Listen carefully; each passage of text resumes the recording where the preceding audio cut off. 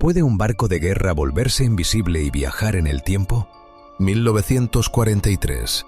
El USS Eldridge flota en los astilleros de Filadelfia. Un experimento secreto para burlar al radar enemigo. De pronto, una extraña niebla verdosa envuelve el casco. El navío desaparece de la vista ante ojos incrédulos. Segundos después, reportan su presencia a cientos de kilómetros. Al volver, la tripulación no era la misma. Hombres fundidos con el acero del propio buque. La Marina lo niega todo, hasta hoy.